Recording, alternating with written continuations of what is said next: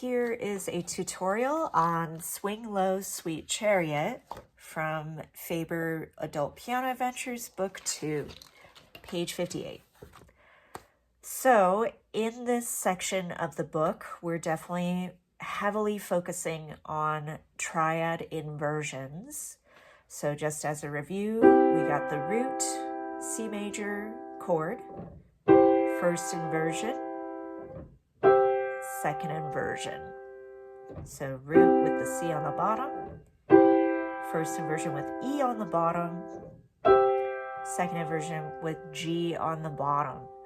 So we're going to be seeing a lot of these inversions throughout the Swing Low Sweet Chariot, particularly the C major chord inversions, and then also in G chord. So we got GBD, root position, first inversion, second inversion, G major.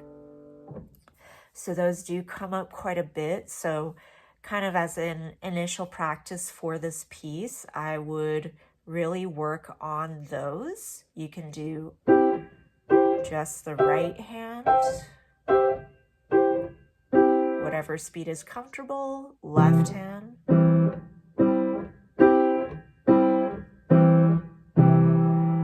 and then combining.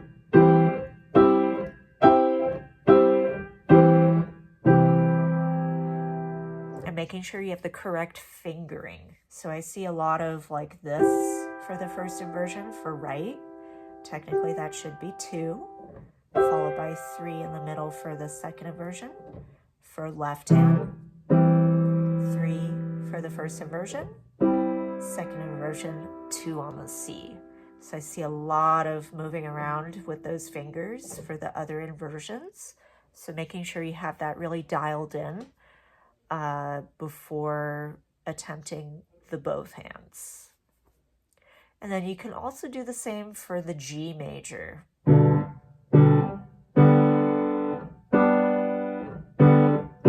And you could also try that with right hand if you'd like.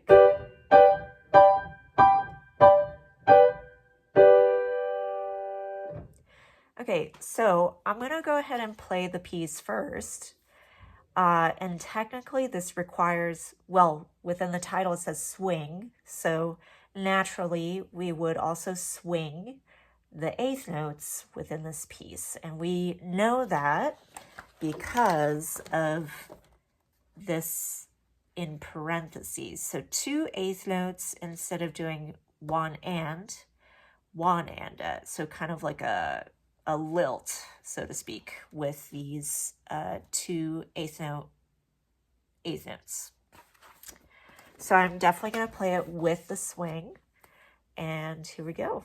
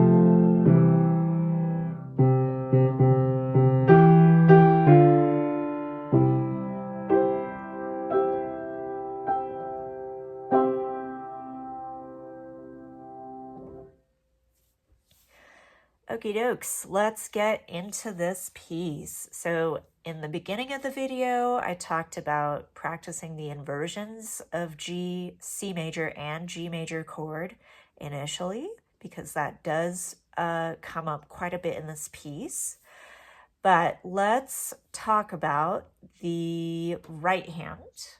So initially for the melody, we're starting with a second inversion.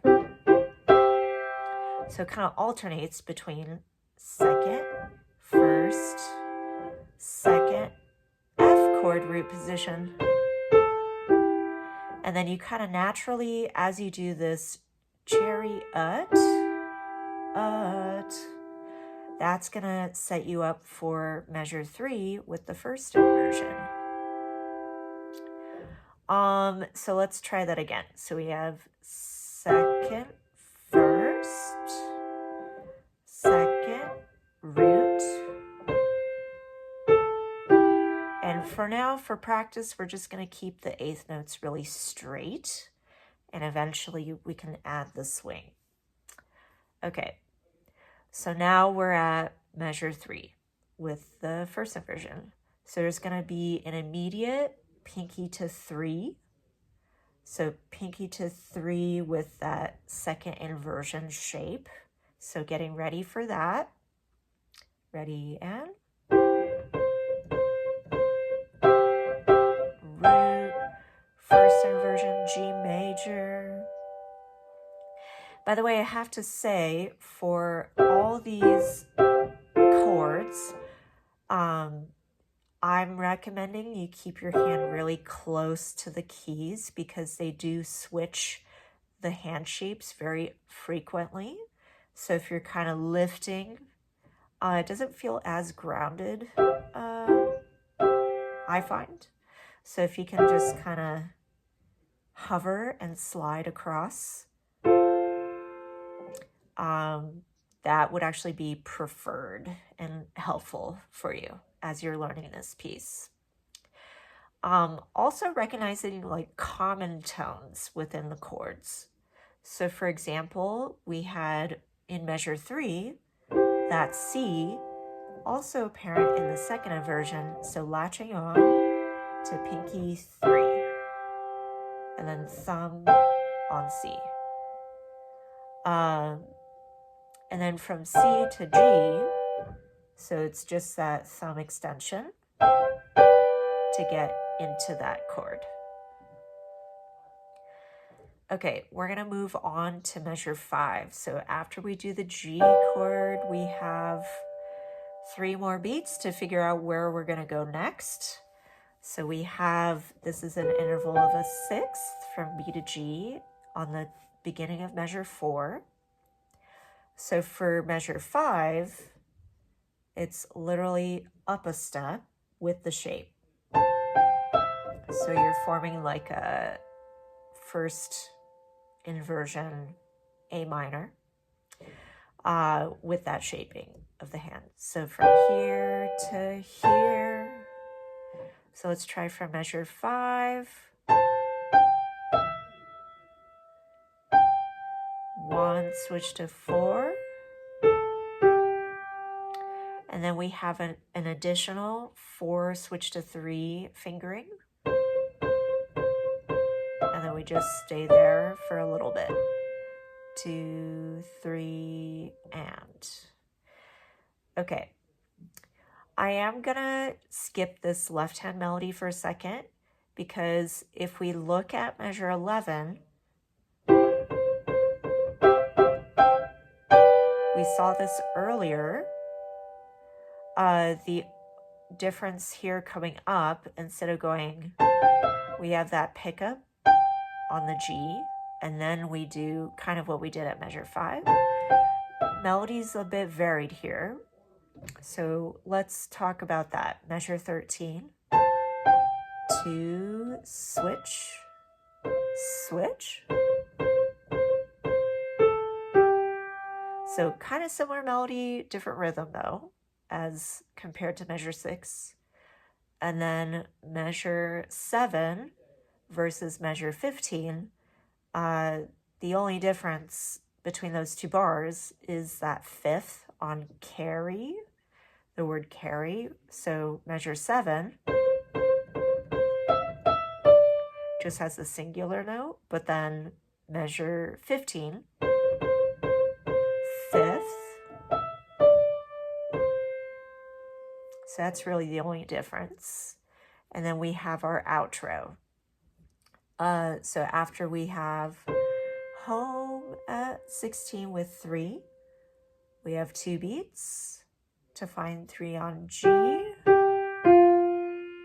And then we go through our process of the interval intervals, ending on first inversion, C major. Cool. All right, let's talk about the left. So initially, starting off in C position, a lot of two-note intervals here. And then kind of like the harder area comes in at measure 4 into the next couple lines. So we have root on G first, second. So from here, I've found when I've taught this piece in the past to students, this portion of the bass gets really intense for a lot of students that I've taught. So we got second inversion G major, but then it goes to a first inversion C major chord. So that process takes some adjusting because we got not only a switch here, but also the thumb has to go up. So you're up a step with the hand, but the fingering is different in the middle of that. So I would heavily focus on that transition. So we're at measure 5 now. Going into measure 6, we have a F major root position.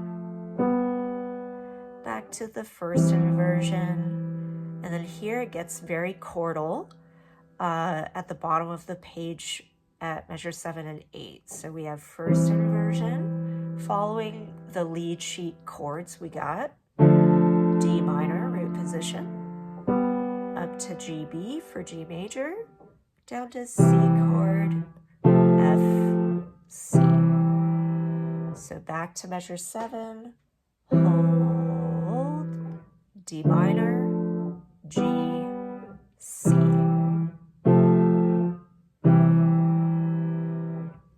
Okay. So that alone, just for the bass, is quite a bit going on with the hand placement. So heavily recommend hands separate for a while with this piece.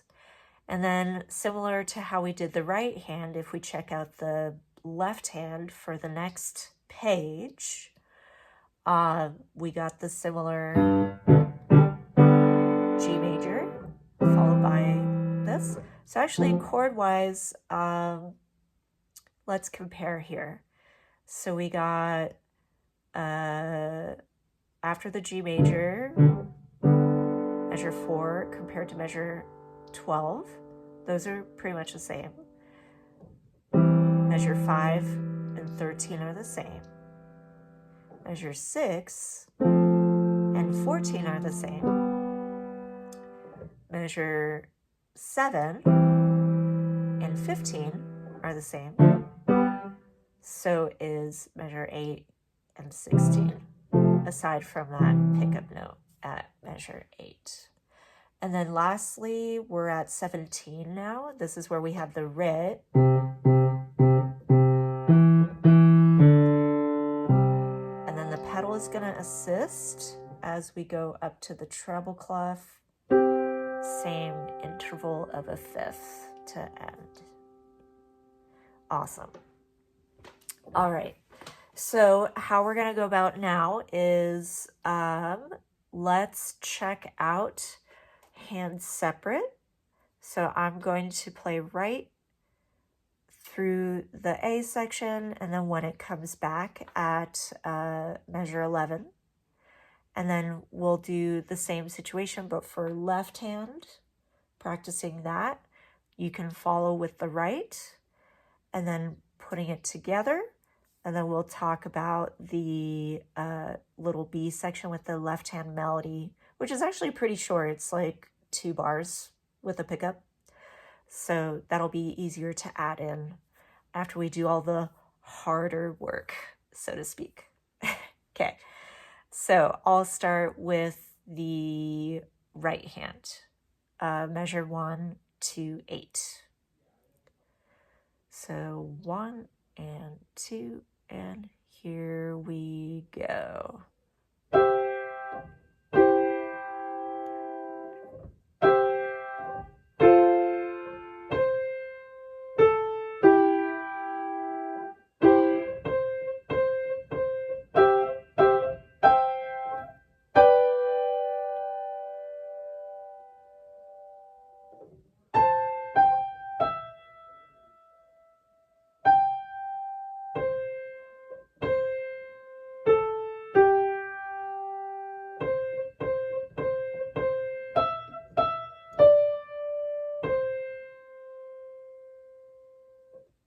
cool. Let's go on to measure 11. So I'll still focus on my right, and you can follow along with the left or the right, up to you. Same speed, 1 and 2 and 3 and 4 and.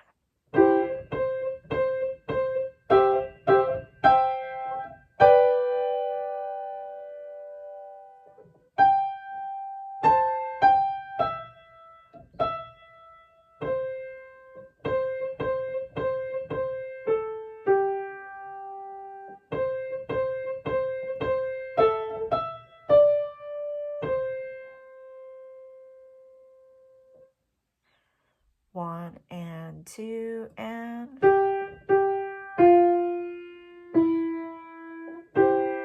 Slow down. 2 and 3 and 4 and. Awesome. All right, I'm going to switch over to left. Measure 1 to 8 and then measure 11 to the end. 1 and 2 and 3 and 4 and.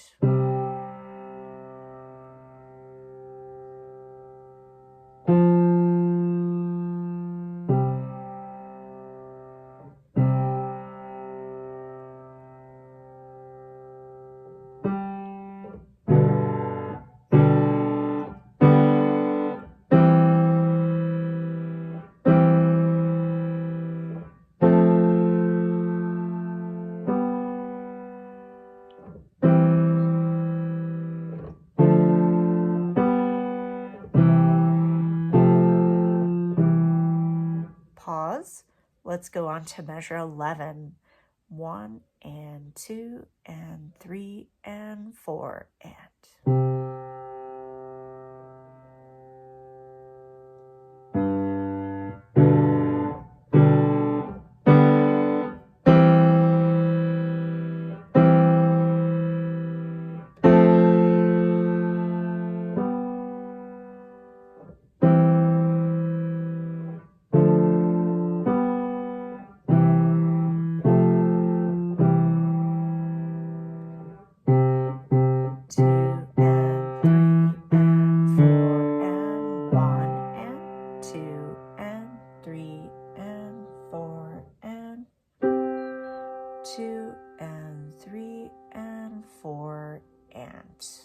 Awesome.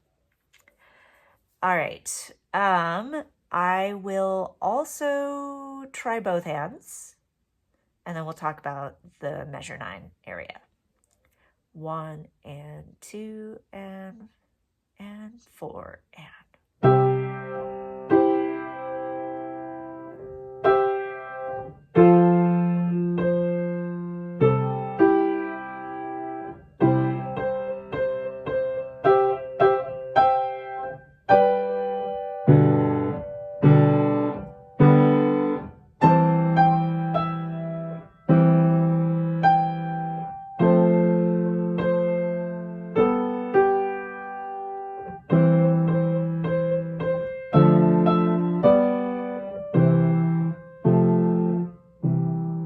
Jumping over to measure 11, 3 and 4.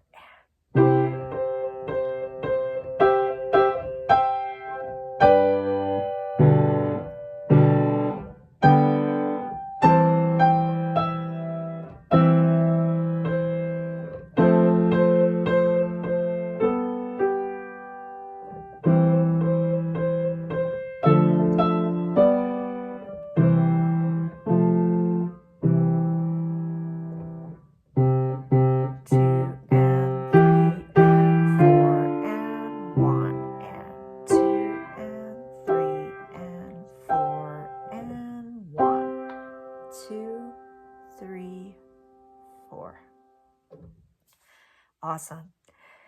All right, let's take a look at the part we left out, which is about 2 bars. It's all left hand. So starting with that pickup forte at measure 8. Extend, which is actually quite a big stretch here from G to C. Then you just kind of cruise. Switch. that's it for that part. So it's really just getting used to that extension. That happens really quick, actually. So let's try it one more time. 1 and 2 and 3 and. Super smooth.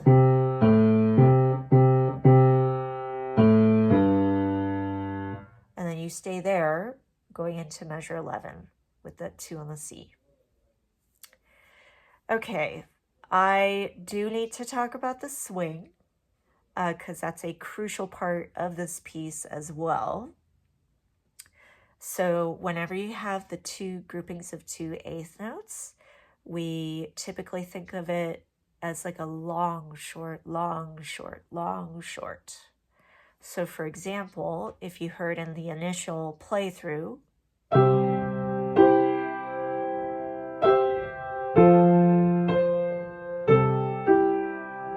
long, short, long, short. So it's only when you have the groups of 2 eighth notes. Da, da, da, da, da, da, ba, ba. So really getting used to that la, da, da, da, da, da, da, da, da.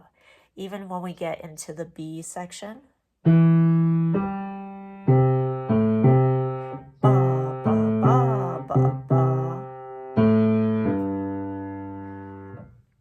So that I feel can potentially be added kind of towards the latter part of your practicing with this piece. I would say first start off with a lot of hands separate, and then when you do feel ready to do the together, just doing 2 bars at a time, trying the transition points are really key to get the continuous flow as you're piecing things together.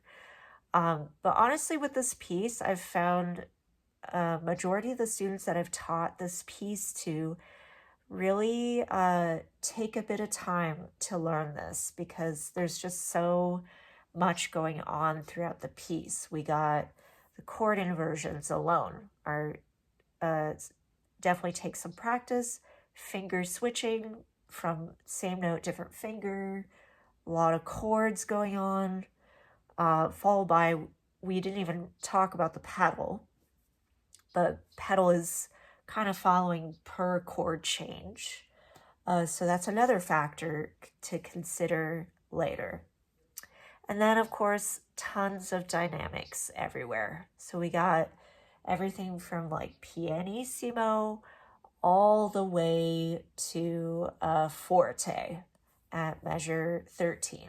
So, or technically starting at measure 8 at the end of that measure.